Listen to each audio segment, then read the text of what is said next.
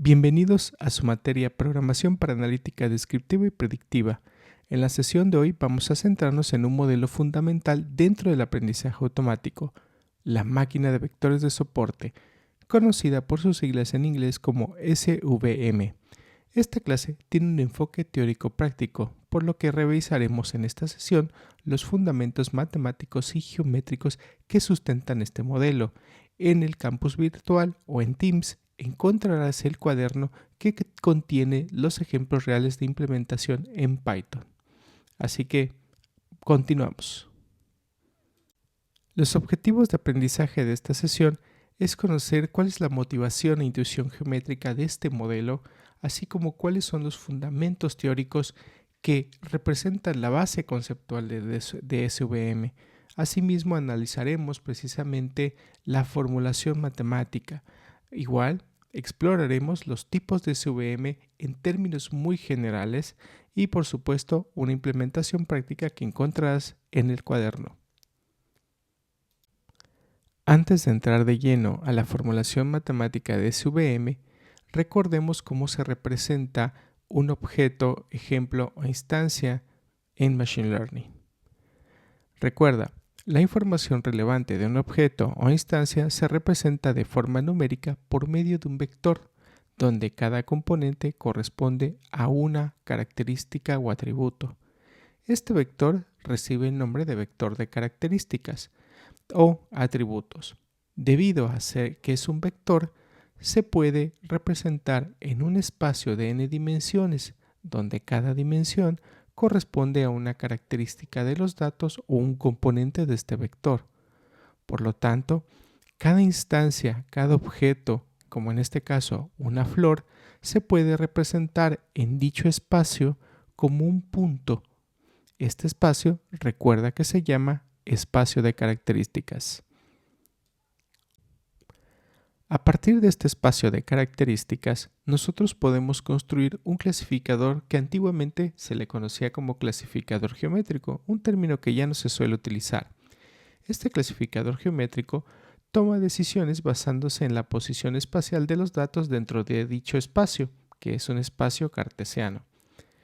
Este clasificador analiza dónde están ubicados los puntos e intenta trazar una línea para decidir a qué clase pertenece. Esta línea que traza, como la que ves aquí en este ejemplo, se le conoce como frontera o decisión y permite separar precisamente los datos que son de una clase de otra.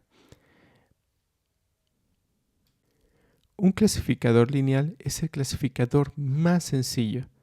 Sin embargo, un reto al que se enfrenta este tipo de clasificadores es que pueden existir diversos hiperplanos que separan el espacio en regiones. Observa en esta figura que existen diversos hiperplanos en diferentes formas que logran cumplir con su objetivo, separar precisamente las instancias que son de una clase de la otra. Sin embargo, ¿qué efecto tiene elegir un hiperplano u otro? Si al final lo que buscamos es que separe ese espacio de características, bueno, veamos a continuación cuáles son los posibles problemas que se pueden presentar si elegimos el hiperplano incorrecto o el plano que, a pesar de que separa este espacio de características, presenta ciertas problemáticas que afectarán al modelo predictivo. En este ejemplo didáctico hemos tomado el problema del breast cancer. Para ello, hemos utilizado solamente como atributo para construir un clasificador lineal la textura. Como podrás observar, es un problema en una dimensión. Del lado izquierdo tenemos aquellas texturas o aquellos ejemplos cuya textura pertenecen a cáncer, los puntos rojos. Del lado derecho tenemos los puntos verdes que representan los datos que representan a no cáncer. Aquí vemos un espacio que hay entre esas dos clases donde podemos trazar precisamente una frontera de decisión. A partir de esta frontera de decisión podemos crear una regla de decisión en donde vemos esta frontera de decisión como una especie de umbral, donde diríamos que si la textura es menor al umbral, entonces ese punto se puede clasificar como cáncer y que por lo tanto, si la textura, el valor, es mayor a este umbral, entonces se puede clasificar como no cáncer. Aquí podemos ver diferentes hiperplanos que cumplen precisamente con esa condición de mayor o menor a ese umbral. Asumiendo que elijo una frontera de decisión que está muy cargada hacia la izquierda, hacia los datos de no cáncer, vemos que sigue cumpliendo con nuestro objetivo, que es separar las clases o separar los tipos de datos o de tipos de clases en dos regiones. Vemos que sigue funcionando las reglas de decisión que hemos creado a partir de esta frontera de decisión, que si es menor umbral es cáncer y que si es mayor umbral es no cáncer. Si le asignamos dos puntos que conocemos como datos de test que son de cáncer, vemos que son perfectamente clasificados utilizando precisamente este umbral. Si le asigno otro de dato de test de no cáncer, vemos que también sigue siendo correctamente clasificado. Y la pregunta entonces, ¿cuál es el problema? Ya vimos que a pesar de que el hiperplano o frontera de decisión está cargado hacia la izquierda, sigue funcionando. Veamos. En este ejemplo de la izquierda, seguimos manteniendo nuestra frontera de decisión. Esta vez le daremos otros dos puntos de test de tipo cáncer y vemos que siguen siendo clasificados correctamente, ya que caen o que sus valores de la textura de estos dos datos son menor al umbral. Sin embargo, si le asigno otro que cae precisamente del lado derecho del umbral, automáticamente por la regla que hemos creado de que si es mayor este umbral se clasifique como no cáncer, este ejemplo que está aquí será clasificado incorrectamente. No obstante, si observan, este ejemplo está más cerca del cáncer, por lo que parece razonable que sea de dicha clase. Hacemos en el otro ejemplo lo mismo, cargamos nuestra frontera o creamos nuestra frontera o establecemos nuestra frontera del lado derecho y vemos que de estos tres ejemplos, el que estaba incorrectamente clasificado ahora está correctamente clasificado. ¿Ven la influencia que tiene donde colocan la frontera de decisión? Sin embargo, puede pasar lo mismo con la clase de no cáncer. Asignamos un ejemplo, pero debido a que la frontera de decisión está muy cargado hacia este lado, muy pegado hacia la clase verde, este ejemplo que parece por su cercanía estar más cerca a no cáncer será clasificado incorrectamente, lo cual nos sugiere con esta forma práctica la importancia de dónde debe de ir colocada esa frontera de decisión. En este sentido, las máquinas de SVM se caracterizan porque intentan precisamente encontrar el hiperplano óptimo que separa correctamente a las clases, es decir, no solamente intenta encontrar un hiperplano que logre esa separación, sino que se mantenga una especie de equilibrio y que no esté cargado hacia una clase ni hacia otra. Veamos ahora cómo lo logra. Por lo tanto, una pregunta natural que surge es ¿cómo se define el hiperplano óptimo? Y también, ¿qué es un hiperplano óptimo? Veamos. Una pregunta natural que surge es ¿cómo determinar la mejor posición del hiperplano? ¿A fuerza bruta? Bueno, la idea detrás de las máquinas de vectores de soporte es apoyarse a través de los puntos del conjunto de entrenamiento. Esos puntos le van a ayudar a determinar la mejor frontera de decisión. Prácticamente esos puntos se encuentran entre los bordes de esas clases y no es más que unas especies de fronteras que establecen a cada clase. Estos puntos les llaman vectores de soporte.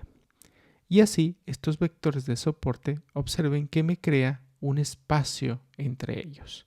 De forma natural y de forma sin ninguna optimización matemática, nosotros sabemos que el mejor hiperplano determinado por este límite o este espacio por estos vectores de soporte puede ser a la mitad. Adicionalmente, estos vectores de soporte se caracterizan porque también forman una ecuación que representa un hiperplano en cada de esos puntos, que son líneas paralelas al hiperplano. Esas líneas paralelas forman, como ya les dije, una especie de espacio en donde la distancia entre esas dos líneas paralelas al hiperplano se les conoce como margen. Piensa en el margen como una zona de seguridad entre las clases. Por lo tanto, cuanto más ancho es el margen, menor es el error y mayor oportunidad de colocar una mejor frontera de decisión.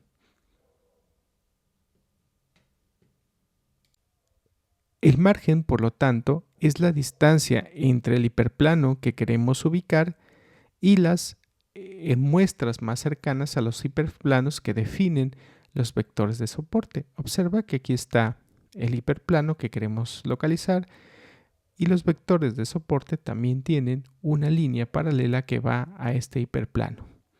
El espacio entre estos se le llama el margen. Por lo tanto, el hiperplano óptimo será el que tenga el margen mayor, es decir, el espacio que se establece entre estas líneas o estos hiperplanos establecidos por estos vectores de soporte. Un margen máximo es igual a una pérdida mínima. ¿Cómo encontramos el margen más grande? Bueno, recordemos nuestra formulación matemática que está presente aquí, donde tenemos un conjunto de datos D que contiene n vectores de D dimensiones. Cada vector X e Y se asume que está linealmente separable, es decir, que no están dentro de una región ni de otra, están perfectamente ubicados en el espacio. La etiqueta de clase asociada a este XY, a este vector, tiene un valor que en este caso se define como -1 y +1. Los pasos para encontrar el margen más grande de manera muy simple, aunque en realidad es más compleja de lo que parece, es seleccionar dos hiperplanos que separen los datos sin puntos entre ellos y luego maximizar su distancia, el margen que existe.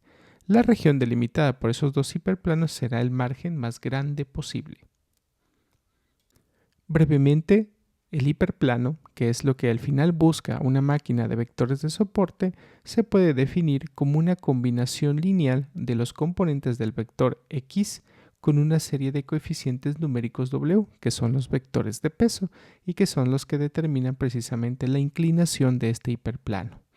Adicionalmente tenemos un B, que es el bias, y es muy conocido en regresión logística y en regresión lineal que ya hemos visto en otras clases.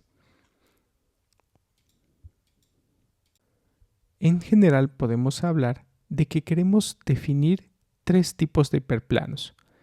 El hiperplano principal, que es el que va a separar el conjunto de datos y que satisface que cualquier ejemplo, al ser multiplicado por los pesos más este bias, el resultado será 0.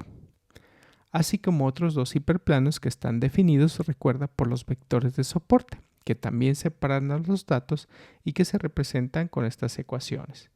Debido a que queremos predecir la clase como 1 y -1, entonces hacemos una reescritura de estos dos hiperplanos como W transpuesto por X más B igual a 1 y el segundo hiperplano o tercer hiperplano, mejor dicho, como este vector transpuesto multiplicado por X más B igual a -1. W es el vector de pesos y define precisamente la orientación al hiperplano y B es el bias. Entonces, en total tenemos que seleccionar tres hiperplanos. De manera gráfica tendríamos estos tres hiperplanos. Vean, un hiperplano que define para la clase positiva, el cual está determinado por los vectores soporte de la clase positiva, y otro hiperplano, el cual está determinado por el vector soporte de la clase negativa. Y por último, el hiperplano que es la frontera de decisión. Con esto nosotros podemos formular de esta manera una regla de decisión que ya lo habíamos visto.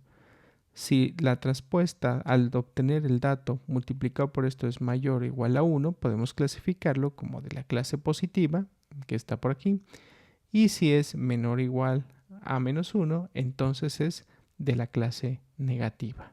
Ese es el objetivo de estos hiperplanos. Recuerda que lo que queremos es maximizar el espacio que existe entre estos dos. Es decir, también necesitamos localizar estos puntos o estos donde se van a colocar estos hiperplanos.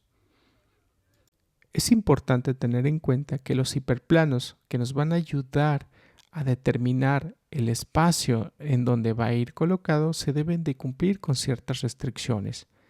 Una, que al utilizar la ecuación de ese hiperplano me pueda predecir aquellos ejemplos que pertenecen a la clase 1 y, de caso contrario, que esa ecuación me dé un valor menor o igual a 1 para predecir aquellos ejemplos que pertenecen a la clase menos 1. Aquí vemos un ejemplo del lado izquierdo. Aquí tenemos un hiperplano definido por este vector soporte h y vemos fácilmente que todos los puntos azules son correctamente clasificados. El otro hiperplano, que es el que me va a determinar o está determinado, recuerda, por los vectores soportes, en este caso hay dos vectores soportes A y B, me clasifica correctamente todos los puntos rojos. Sin embargo, si observas la figura de la derecha, el hiperplano que me clasifica los datos de la clase positiva, es decir, con etiqueta +1, funcionan perfectamente. Sin embargo, el otro punto está muy pegado. Son hiperplanos que no me dejan un balance entre esos dos, dejándome precisamente que surjan inclinaciones o dejen espacios muy pequeños. Recuerden que nuestro objetivo es encontrar el máximo margen en el cual vamos a colocar. Si nosotros dejamos estos dos hiperplanos, está seguro que se trazará el hiperplano que nosotros queremos ubicar aquí en este pequeño espacio. Por lo tanto, vean que es importante contar con estas dos restricciones que representan los vectores soportes. Es importante verificar entonces que los puntos no violan las restricciones, es decir, que los dos hiperplanos determinados por los vectores de soporte cumplen con estas condiciones, es decir, que me permiten clasificar correctamente los ejemplos de una clase que tiene la etiqueta de clase 1 y la etiqueta de clase -1. Aquí observamos que este hiperplano determinado por el vector soporte E no satisface precisamente esa restricción, ya que deja muchos puntos que pueden ser incorrectamente clasificados como de la clase +1 o -1. En términos matemáticos muy generales, y aquí nos hemos saltado muchos pasos matemáticos, podemos establecer que la distancia más corta entre un punto y un hiperplano se define de esta manera, donde W es la norma euclidiana del vector de pesos, el cual tiene la propiedad inclusive de ser perpendicular al hiperplano. Por lo tanto, nosotros podemos calcular la distancia de cualquier punto a ese hiperplano con esta ecuación que está aquí. De igual manera, haciendo diversas cuestiones matemáticas y tratando de resumir esta presentación, nosotros podemos establecer que la distancia a los puntos más cercanos vector soporte al hiperplano se puede definir como 1 entre la norma del vector de pesos. Por lo tanto, si queremos establecer todo el margen que existe entre esos dos hiperplanos determinados por los vectores de soporte, lo podemos establecer como 2 sobre la norma euclidiana o la norma del vector de pesos, es decir, esta distancia. ¿Por qué establecemos esto? Porque esto nos va a servir para encontrar precisamente cuál es el mejor espacio determinado por los vectores soportes, o mejor dicho, nos van a ayudar a encontrar cuáles son esos vectores soportes para poder establecer estos hiperplanos y así obtener el espacio donde nosotros colocaremos el hiperplano o la frontera de decisión importante, como puedes ver aquí en esta figura.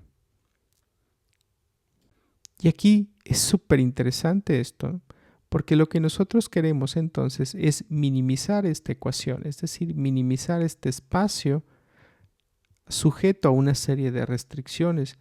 Esto se ha resuelto de forma matemática como un problema de optimización cuadrática. Quizás en tus clases de matemáticas podrás encontrar alguno de estos temas. Lo cierto es que hoy en día se han utilizado muchas técnicas de optimización para tratar de encontrar precisamente este valor del margen de una forma matemática y no como nosotros estamos haciendo aquí. Hoy en día las tendencias es a utilizar algoritmos genéticos, otros métodos de optimización. Sin embargo, tradicionalmente se han utilizado multiplicadores de Lagrange y otras condiciones. Esta máquina que nosotros hemos estado manejando se les conoce como HART, y es que es una versión de una máquina que no permite errores de clasificación y asume que los datos están perfectamente separados en el espacio. Por lo tanto, no admite ruido en los datos, requiere que los datos sean linealmente separables y maximiza el margen bajo la condición de que todos los puntos están correctamente clasificados. Vamos, una situación ideal. Sin embargo, sabemos que la vida real no es así. Por lo tanto, esta formulación que hemos estado viendo no es robusta ante datos ruidosos o solapados. Puede llevar a un sobreajuste si los datos no son perfectamente separables. Lo único que podemos usarla es en problemas puramente lineales, es decir, que están completamente separados, donde no hay ruido, donde no hay solapamiento. Entonces, aquí hemos visto con fines didácticos precisamente esta versión HART. Posteriormente veremos cómo esta maximización de la función que intenta encontrar los hiperplanos maximizando el margen se modifica para poder trabajar con datos ruidosos o solapados o que son linealmente no separables.